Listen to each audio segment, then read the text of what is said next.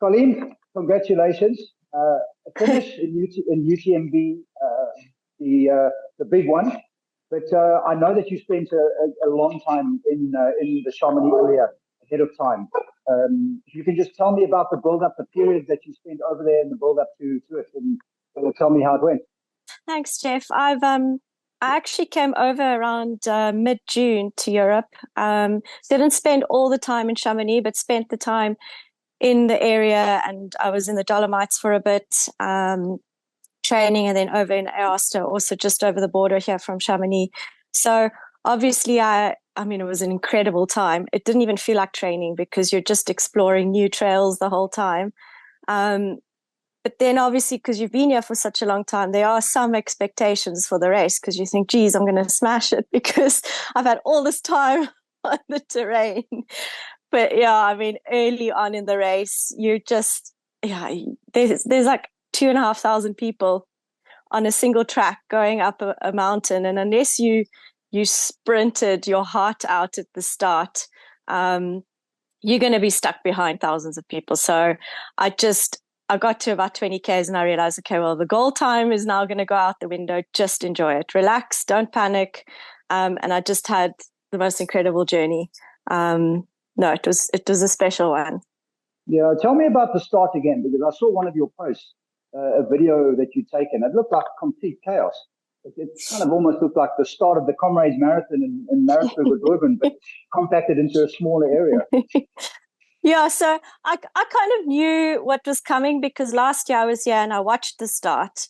And then a few of the other South Africans that were doing the race as well said to me, no, you need to get to the start like 2 hours before so that you're not too far behind.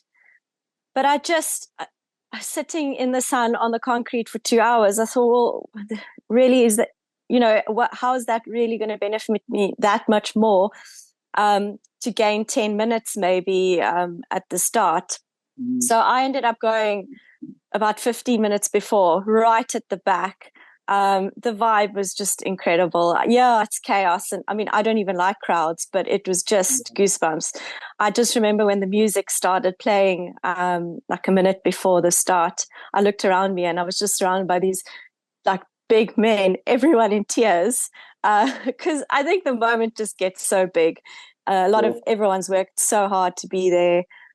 So yeah, we walked pretty much for the first 2 kilometers because there's just too many people. It's such a big bottleneck. Yeah, I did have a chat to you about a month out from the start, and I know that I was going to ask you your condition, your build up. Were you 100%? I know that there were some concerns. You did say to me that things maybe hadn't gone exactly as planned. Can you tell us about that? Did you have any sort of issues in the build up in terms of injuries? So yeah, I had a couple of health issues, and I had an ongoing old injury. It's been going for almost 5 years. It flares up, and I had a really bad flare up of the sciatica just before the race, about 2 weeks before.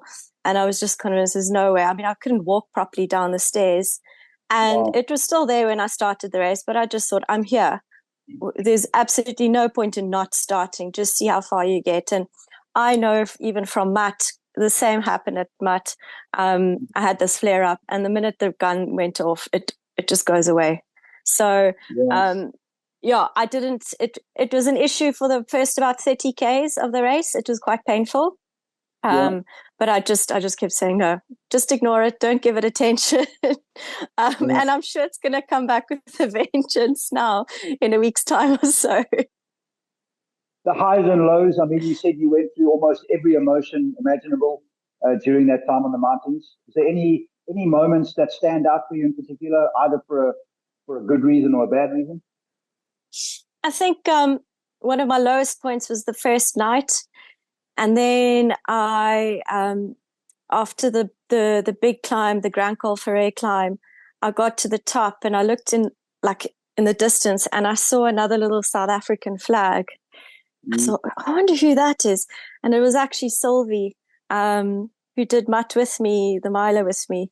And I was just so happy to see like someone I knew. I mean, yeah, I'd been talking to other people through the night and everything, but it was just a highlight. And so we ran together for about 10 Ks on that descent.